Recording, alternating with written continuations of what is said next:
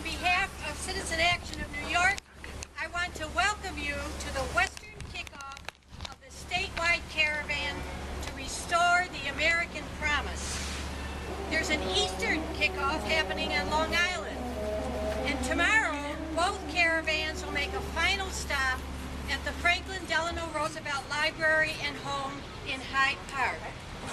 Citizen Action is joined with our partners 1199 SEIU, New York State Alliance for Retired Americans, New York State AFL-CIO, New York Statewide Senior Action Council, and the New York Association on Independent Living to send a message to our elected representatives.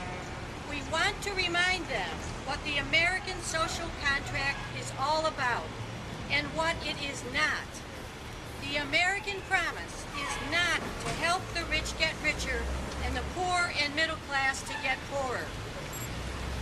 No, the American promise is to ensure social and economic security for all Americans, old and young, workers and unemployed, urban, suburban, and rural families, the healthy and frail, men and women, all of us. That's right. We're very pleased that President and Mrs. Roosevelt have chosen to begin this trip across New York State with us. We need to thank them for the foundation of our social contract, the Social Security Act of 1935, which established income security for retired elderly, the disabled, the unemployed, and the poor. And we've built on that foundation through the years, adding Medicare and Medicaid and other safety net programs. What is wrong with so many elected officials calling for cuts to Social Security, Medicare, and Medicaid, the very programs which have provided social and economic security across generations, but keeping subsidies for owners of corporate jets? That's not what the American promise is all about.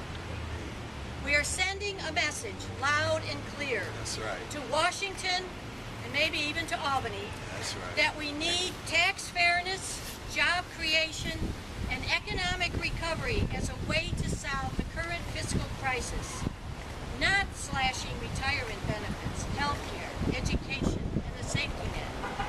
We are sending a message that we demand that they keep the American promise. You may be wondering why we chose this place, Kleinhand's Music Hall, to start our caravan. So I'd like to call on Alex Blair, who's a labor historian, among other things, and he's going to give us some information about all that. So Alex? Thank you, Ellen. Thanks for the invitation to be here with you today. We're here at Kleinhand's Music Hall. That's only possible with government money. The Works Progress Administration Jobs Program of the New Deal funded 25% of the construction here. Provided work for the musicians who became the Buffalo Philharmonic Orchestra. It was a jobs program for the building trades and cultural workers that left this legacy for generations to enjoy. The WPA left other legacies as well. 650,000 miles of roads, no doubt one of them being dug up now. 78,000 bridges, 800 airports, 225,000 concerts for a total audience of 150 million people. Plays, books, paintings, it enriched America. It was also a jobs program that provided security in an era of remarkable insecurity. 8.5 million jobs. We could use a bit of that security now, That's I right. think. That's right. Instead, from Wisconsin to Washington, D.C., to Erie County, the political leadership is choosing more insecurity rather than security. We need jobs, good jobs. We need security, at least the security that the banks who created this mess have. I mean, why can't we be Citibank?